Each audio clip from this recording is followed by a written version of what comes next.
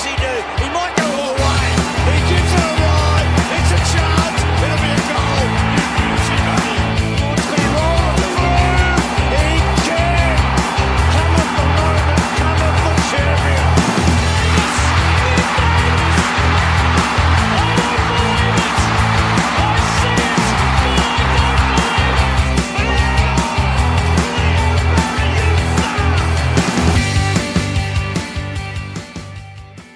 This is the Swans Blog, SwansCast, the original Sydney Swans podcast. We're going to get straight into it. We've got the review. We're going to discuss the Danaher trade, Sam Gray, Caden Brand, Will Gould, and more. And we are certainly going to give you our autopsy on that shellacking on the weekend. With us tonight is Joshua and Steven. Guys, how much of the match did you end up actually watching? I didn't see too much of it. In fact, the probably 30 minutes I did see was after I commandeered a TV in the waiting room of a hospital so I could have a look at some stuff. But what I did see was pretty ugly. Yeah, and I must say, Stephen, before you jump in, this podcast is unofficially sponsored by Hahn Superdry, because I'm going to need it to get through this one.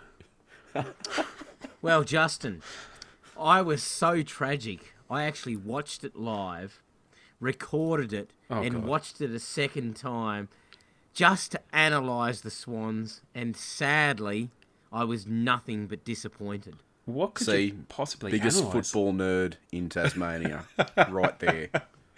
I'm still trying to figure out what he could possibly analyse that you couldn't figure out the first time around. Ooh, I think he's got some good stuff. We should listen to him. Okay. Let's hear it. Let's go, Stephen. I was actually looking through to actually find any semblance of things that were positive. I found one, and that was it. Okay, waiting. Would you like to know what that was? Yeah. The umpiring was really good. Oh, come on. I thought you were going to say Will Gould's hit. That was an epic hit. No. Yeah, but it was lucky he didn't get reported. So yeah, that's true. Whether that's an epic hit or not, I don't know. If he does that in the regular season, he'll be gone for 2 weeks. Yeah, well... Probably right. Yeah. They'd be soft enough to do it. Well, the first quarter was okay. We're certainly thereabouts, but wow. It certainly seemed like that, like the elimination final we had nearly a couple of years ago now, didn't it? Yeah, that same sort of lack of drive and intensity after coming back from a break was certainly similar to what we've seen in the past. Just out for a training run, and I think they got spanked, and I sort of think they just didn't care. The sad thing for me, Justin, was you got to look at it this way. GWS had 12 players out, 1 injured in the first quarter. We had 6 out of our 22. It really worries me where we're looking, because there was no intensity and there was no dynamic play whatsoever. I completely agree, and we've talked about this offline quite a bit. The fact that it seemed like the GWS players not only turned up to play, not just to win, but to play hard, but all the young players turned up to stamp their authority down and really make a case for senior selection. We've got players who played anywhere up to 7 senior games in the last 2 years who looked an absolutely mile better than even our most senior players. And that speaks volumes, I think. It really speaks volumes about where they are as a club and their intensity in the very first week of pre-season official matches, and where the Swans are and their intensity, which was just nowhere to be seen. It was probably worse than Carlton's effort last year or the year before, to be honest. I think one of the things that I found so hard about the bits that I've seen and the conversations I've had from you guys afterwards is that it's GWS, and they really try to talk up the rivalry for the 2 derbies during the year. And if there's a team that you don't want to fold like a sheet of paper against, it's them, because there's a certain amount of street cred attached to that as well. Getting spanked by the Giants. I could have handled getting spanked by anybody else, but not by them. That hurts. My major concern was the fact that it was a Marsh Community Series game. There's a lack of defensive pressure and intensity in those types of games. There always is, because people are frightened of getting injured. And then you look at it, and our disposal efficiency was actually worse than what it was for most of last season. Well, don't forget as well that we had, not even nearly, we had more than 100 less disposals than GWS as well. Yeah, that's right. How many less disposals did we have uncontested is my concern. Did you see that? I think it was 148 they had extra. Wow. And the other interesting thing, before you jump in, Josh, was if you go back and watch the match, about halfway through the third quarter, we had 3 of the top 4 possession getters, and they were Parker, Kennedy, and I think Florent. That's a bit scary because neither of those guys, Parker and Kennedy I'm talking about, looked very good. Florent is not an A grader, and I don't think he'll ever make it. Well, that's harsh. Josh? That's harsh. That's harsh. That's harsh. That's Look, a big call. I can't. Like I said, I can't really say much about the way the boys really went because I didn't see I didn't get a comprehensive look at what I saw, and I didn't get back to watch a replay either. But probably one of the things that sort of stands out to me is this recurring concept that it's just pre-season. You know, it's just sort of a fitness run, or it's it sort of gets played down. There's almost this expectation as Sydney supporters. We go, oh, that's all right. It's just a preseason game, and we don't do well in the preseason any year. Well, maybe that's a problem, but maybe that's a problem that we don't have a hard go at preseason every year. But certainly the press coming out of the club is that they were pretty filthy about the lack of effort. And so I'd say the club takes preseason games everywhere. They might not necessarily go out to win, but they certainly go out to test fitness and to test structure and to get experience for players in key positions. When you got guys like Brett Kirk, who, you know, Mr. Meditation himself, and they're using the words Brett Kirk and furious in the same sentence, and then they're making statements like there was absolutely nothing to learn out of that game. Maybe the fans should start taking preseason a little bit more seriously because the club certainly thinks they should, and I would hope this week coming that they do. Yeah, and look, I'm probably guilty of saying myself that it's just pre-season, and you do try and take the positives because pre-season results are misleading. You shouldn't read too much into them. No, that's right. But you expect, you don't expect to win.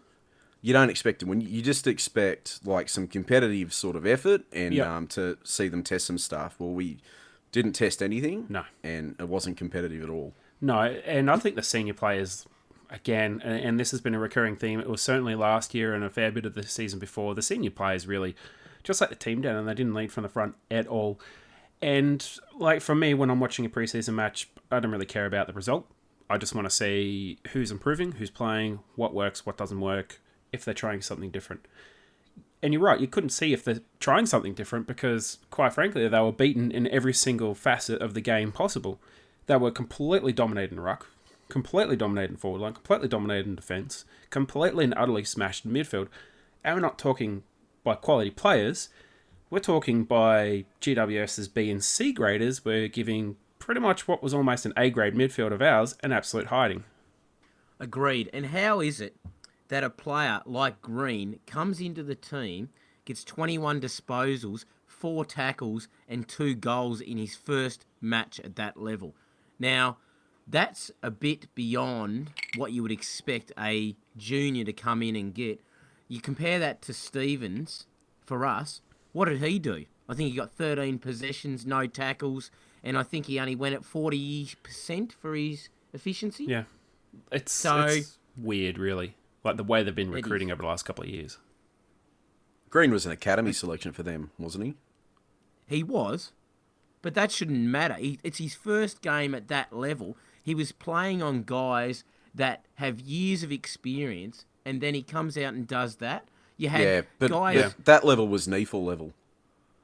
Yeah, no, it was. I agree with what Steven's saying. Is it's a bit embarrassing for us as a team to have our young kids come in who are highly touted, highly ranked, and our first selection come in, play a bit shit, and then NEFL selection come in and just smash it. And he honestly looked like he should probably be in contention for round 1, and we can't even get anyone from the NEFL to come in and look like they should be ready for round 1. No one at all. Yeah, that's right. And there wasn't that intensity for positions. It's like decided, so we're just going to go out there and have a game. We already know what's happening, so that's it. So what do we do about that? How do we fix that? How do we go about it? And yes, it is a pre-season match, and I agree with both of you around what you said. It's not about what we do and how we do it. It's about the improvement, and I just didn't see it. I didn't see it in any of our 3rd or 4th year players, and that's what we need. So We're going to talk a little bit about the State of Origin game a little bit later on, but I'd like to sort of stick to this topic a little bit. And I think a lot of this comes down to just the dearth of leadership within the club. There's almost a vacuum. So you can kind of think under Adam Goods, Kieran Jack, Jarrod McVeigh, they would have screamed and yelled and tried to drag the team as much as possible towards something resembling a half-decent performance. I'm not saying Josh Kennedy's a bad captain, but there is an unmistakable relationship between Sydney's, I'd say, less than stellar performances since 2017, since he became captain, and what it was previously. And we had largely the same team. Luke Parker, great player, doesn't really look like he has really excelled as a captain. And you could also say the same for Dane Rampe. He hasn't really excelled as a captain either. Do we need to look at a new captain at season's end? Do we need to say Callum Mills just take over? Because he looks like really the only player who could actually go out there, grab a few players by the scruff of the neck and really give them a good old foot up the arse and, show us what you got, guys. I don't know. It might be a little bit early in the year to jump to those sort of discussions, but certainly on the games last year where Jarrod McVeigh was on the half-back line pointing and screaming at people, we certainly played better in those games, I thought. So there might be something in what you're saying there. I would agree with that, and my argument is this. You don't have to have the best player in your team to be the best captain. You look throughout history, and the majority of captains have been good at instructing and motivating. It's not about what they necessarily do on the field, and that is an important part of it, but it's about the way they lead everyone around them. Kennedy's a great player, or has been in the past, but he's never ever been that vocal leader on the field directing people. That's always been McVeigh.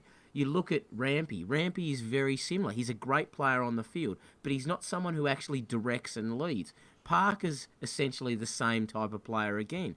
You haven't got that person like Goods who just pushes and pushes, or McVeigh who pushes from the front. The only person, I agree with you, Justin, is Callum Mills, who I really see. I can't see Heaney being that way. I can't see anyone. Probably the next person on the field is Buddy when he's up and about. But then Tom the problem Papley with as well. that is, and Tom Papley. Yeah, Problem with Tom Papley's Buddy got a bit of is mongrel about him 33. when it's not going well. Yeah, look, I think we need mongrel. I think we need a lot more. We got rid of Zach Jones. He had a little bit of fight in him, but we traded him. And I think it was so obvious just that pace that we were lacking inside the contest. And we're going to talk a little bit about the players a little bit later on who played. But just before you move on, Justin. So slow.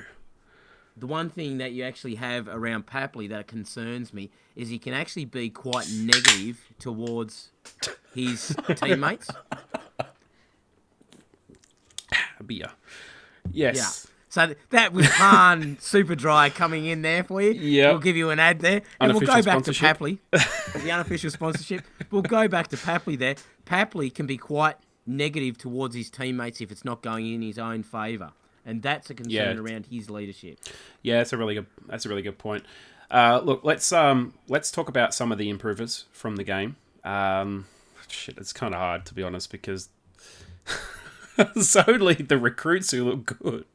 Well, let's talk about the recruits then, because there was a couple of good bits in there from what I saw. So Will Gould actually looked like our best defender of the day. It was his first game, but he was a Sandford regular last season, and he had good numbers last season in the Sandford as well. He is no mug. No, and he's built like the proverbial brick shithouse as well, isn't he, for a 19-year-old kid, just on 100 kilos, 190 centimetres tall. I'll tell you what, Steve made the statement earlier that we don't have a lot of competition for selection in our side. Well, I think this year we've actually got a decent amount of competition as far as tall defenders go. Yeah.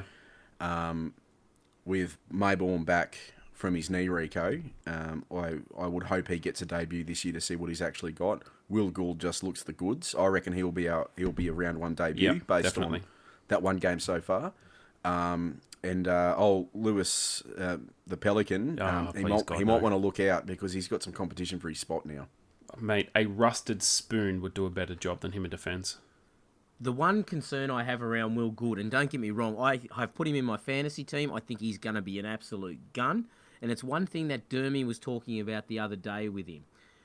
His concern around him was he's probably 5 to 8 kilos for how young he is, overweight. Because when it gets to the middle of the season, is that weight going to be an issue for him? about running out games. When he starts to get that fatigue, when he starts to get those injuries in the middle of the season, will that bulk then cause an issue for him being so young?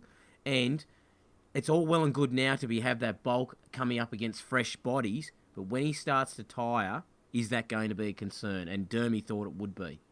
Yeah. But it always is for the first couple of years. Yeah, that's true. I think the good thing is that he looks like he can play tall and small. And that's that is a really important part of our defence that we haven't really had. He's 191 and 95 kilos or something like that. Someone of his size who can do both. Lewis Malikan, I think, is maybe 192 and high 80s, maybe low 90s weight-wise. But you pin those two up in a sprint, and I think Will Gould's going to get to the other side of the ground with about 30 metres to spare. Yep. Yep, agreed. Sam Let's Gray. move on to Caden Brand. Oh, well, okay. He looked right. good. Just as a preface before we talk about these two. Yep. Last week when we talked, Steve and I had a quick discussion on the pod about players who were traded in. Now, I got the list from the AFL on what players were traded in at the end of the trade and free agency period. And Caden Brand and Sam Gray, for some reason, were not on that list. So we didn't miss them last week because we forgot. We missed it because the AFL published something which was wrong. Yep. That's what research is there for, Sonny. Well, I mean, I had about 20 minutes to throw we that apologise, together. So. fans. Blame Josh for that Anyway. one. But Caden Brand, I really liked him. His issues with Hawthorn has carried over, though. Great in the air. Looks like a very solid defender. Going to do a great job. Can't dispose the ball to save himself. He'll fit right in then. He fits in like a glove already. Like an O.J. Simpson glove is how he fits. Yeah. That's no different, though. How many times have we had players like that in the past? Jake Lloyd. Yeah. Dunkley? Yeah, well, Leo Barry. Yep. Ty Cannelli? Like I actually, keep saying, Tucknell was good. I don't care. I want 18 on the park who will compete, and if he's going to compete, he can have a spot at the moment. Yeah. Quite happy with that. I'd give him Malikan's spot any day of the week. He looks much better composed and capable defender than Malikan. Which is a shame because when Malikan is composed, he's got a weapon of a foot on him. Oh yeah, his disposal's great. But he's not composed. Well, it's probably a little bit unfair. He's not composed as often as he should be. Yeah. So, that's the thing, isn't it, really? So, I think his biggest weakness, and I don't want to harp on about it too much, is that he's just so slow and just seems so unathletic. And to make matters worse, he's suffered 5 hamstring injuries in the last 9 months. That is bad. Yeah, that is true too. But assuming he stays fit this year, well, it's his year to finally shine. And show us actually what he can do, or what at least the club thinks he can do. Yep. Squizzy If he Taylor. can get some speed.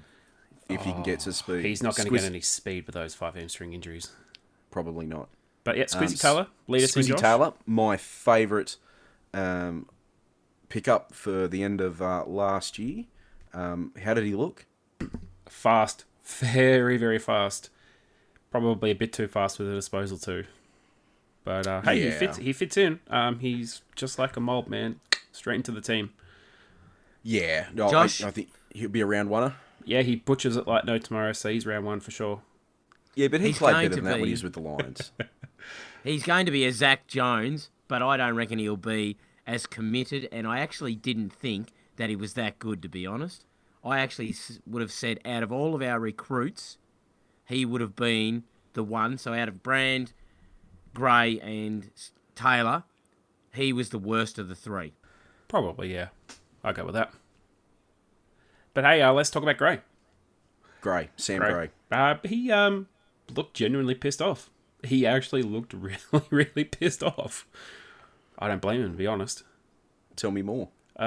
Steven, I'm sure you sort of saw this when he was playing on the field, but there was times when he was on the field just looking around like, WTF is going on? Yeah, I can't believe I agree. left Port Adelaide for this. Yeah, I would say the same thing. He actually looked like, what the hell is going on? This isn't the club I was planning to come to. Yep. Yes, I got a longer contract, but shit, I could have stayed at Port Adelaide and actually been in a semi-decent side. He actually looked frustrated. He looked like when he had the ball, he looked really good. When his composure was good, his kicking efficiency was good. When he delivered the ball, his competitiveness was great. He was just let down by everyone else.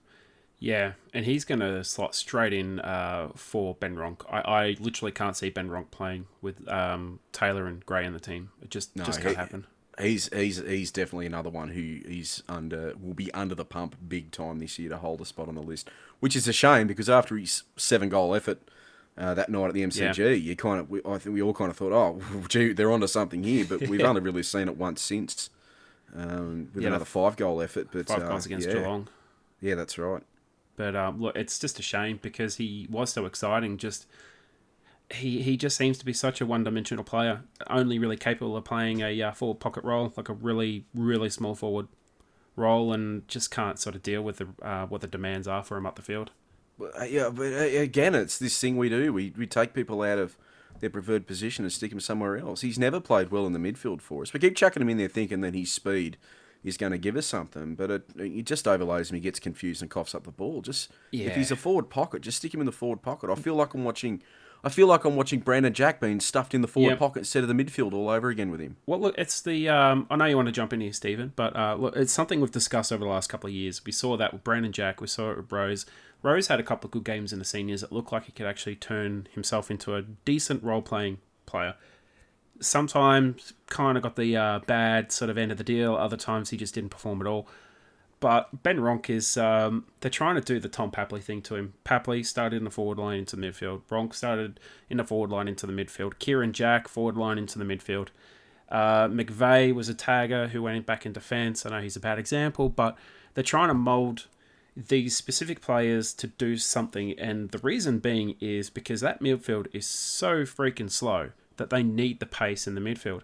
Yeah, that's right. But they're getting all the midgets to do it. They can't rely on the midgets to do it. And it's because the players that they've recruited over the last 2-3 years to provide that outside run simply haven't come on. And it's the debuted Justin McInerney last year before he should have been debuted, and he suffered. He really suffered from it. He shouldn't have been playing them, but they played him, and he honestly looked like a kid playing against men. Yep. Florence taken 2.5 seasons to come on, and he looks good, but how much? He actually looks better like is he he's gonna got some size about him this year, though, Florence. Yeah. It looks like he's put on a couple more kilos of muscle in the off-season. Someone who's put nothing on poor old Riley Stoddart, again, he's just an absolute stick of a kid, and I think that's the one thing that lets him down. He's probably got enough endurance, but he can't stand up in it or break a tackle. Well, which is a shame because his ball skills can often be quite good. Yeah, and the Swans picked up 3-4 good outside players last year, and McInerney is the only one we ever heard anything about. I can't even remember who the other ones were, to be honest. And McInerney was the third. Actually, he was the second of the outside players. Yeah. So there was Foote, there was McInerney, there was another guy before McInerney, and then there was someone else in the draft. I can't remember who it was. And we've still got Matthew Ling, who for being hit with the injury stick, can't get fit, can't get on the field, and he was a first-round selection, which is a shame because he's got great foot skills. Yeah, look, let's talk about another player who has great foot skills but has been, for the last year or so, just showing none of that, and that's Will Hayward. Stephen?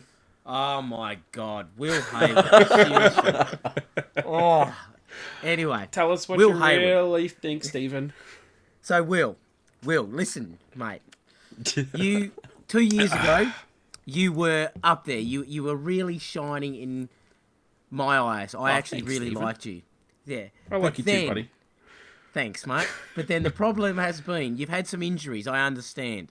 You're just not getting there. You are not developing like a 3rd and 4th year player should, mate. We need you to start to develop. You should be starting to come up into that leadership.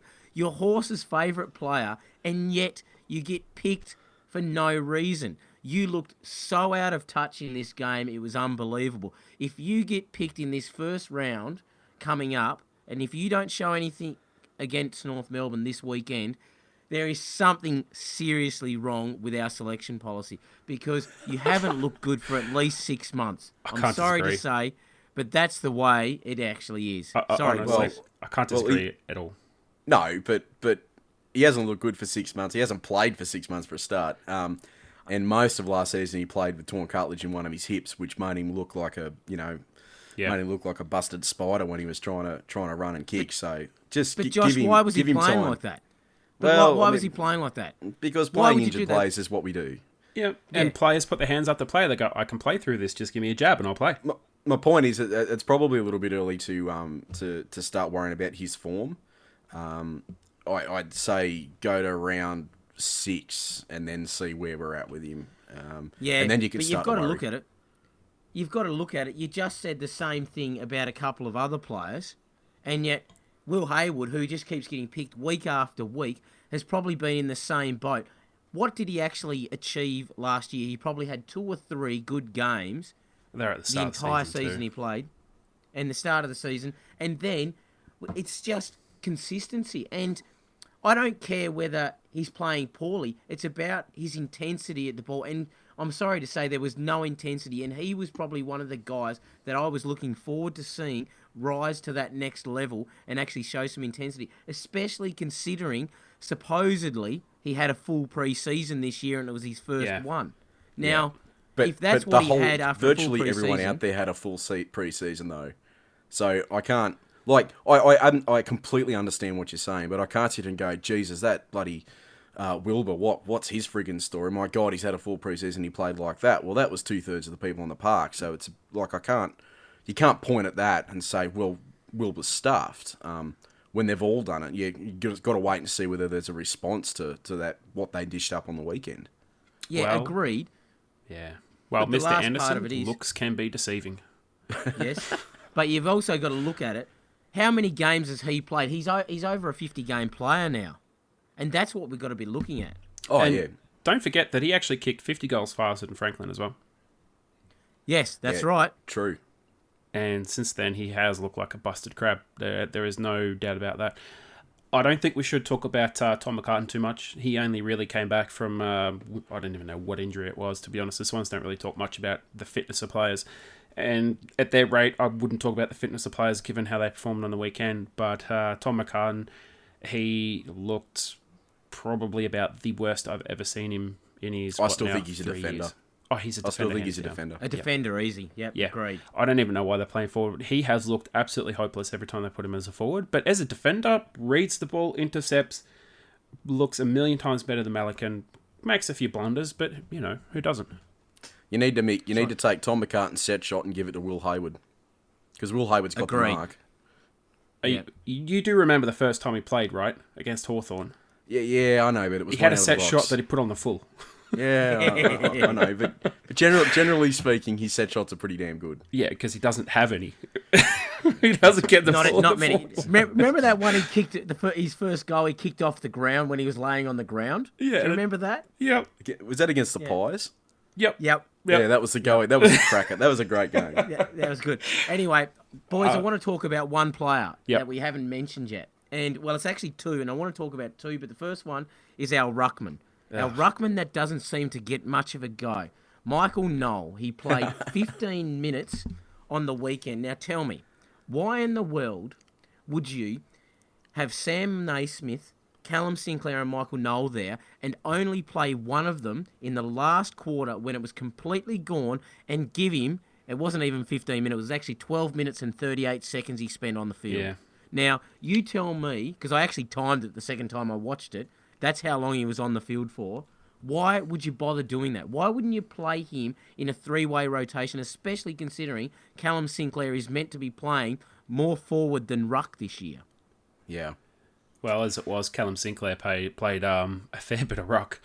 I agree. We talked about this as well during and after the match, and we couldn't figure it out. We even put it up on the Swans Blog as, what's even going on here? This situation doesn't make any sense. And he's a tall guy. Didn't look like he was getting off the ground much. I don't know. Look, honestly, we haven't seen enough of him to really even judge whether or not he can play at a level. I didn't see him take the field, but what I did see of him was, Sam Gray looking angry on the field. Michael Knoll was angry off the field. He paced up and down that sideline, and you could see it on his face. Why won't that let me go on? Yeah, I honestly don't know. I can't say about it. And speaking of ruckman, The Marsh game here in town where I live the other day was the Tigers and Collingwood, and by all reports from the the Tiger-loving, Collingwood flag-waving crowd that I work with, Darcy Cameron looked pretty good, and they want to know why we got rid of him. Yeah. Darcy Cameron was rated third best on ground, boys. Now, you tell me we didn't give him an absolute shot, and yet he gets third best on ground in the Collingwood-Richmond game. And not only that, this is the second time we've done it. We give it a particular Tasmanian to Richmond in Nankervis, and then he comes out and wins a premiership the next year and has been their number one ruckman. Yes, he's not the best in the taps, but Jesus, around the ground, he's much better than anything else we've had. Well, after Talbot left, our ruck whisperer, who managed to get a rugby convert to look like a bit of an all-star at one point, turned Shane Mumford into a fat, sausage-eating cowboy into a pretty bloody good ruckman, and got Darren Jolly up to the required level. We've replaced him with someone who probably can't coach. Gee, I don't know about that. Well, I'd say clearly, because our ruck has looked like absolute dog shit since he's come in. I'm sorry, Josh, and I don't no disrespect to Dean Cox ruckman at all. He was an absolutely excellent ruckman.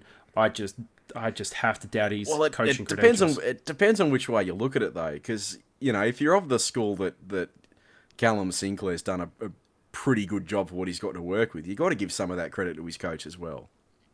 Maybe, but then you also look at the fact that the Eagles didn't fight for him. They just pretty much said, "Yep, off you go." Why would you fight for him when you got Scott Lysette and Nick Nat-Newey, though? No, as a coach. Yeah, they literally said, "You want to go, see you. We're not fighting for you." They will literally just wipe their hands and said, "Off you go. Don't worry about it. Have fun." I have to agree with you, Justin. I'm just in a concerned situation with Callum Sinclair. Realistically, last year wasn't that great. The year before, he did a terrific job. He had a couple of injuries last year. He fights as hard as he possibly can, but he's a backup ruckman at best. I know we had some injuries. We still keep persisting, and I hope to God that he actually turns it around. But Sam Naismith, and let's move on to Sam Naismith now. Yeah, please. My God, seriously, Jacobs just made him look amateur. We waited 2 years for him. 2 years we waited. The new kid that came in, who got drafted off a rookie list, mind you. Towed him up. Yeah, towed him up. And I'm not talking about around the ground. I'm talking about in the ruck. He's still a beanpole. He's still going to get injured. We put all our hopes onto Naismith, who's played 23 games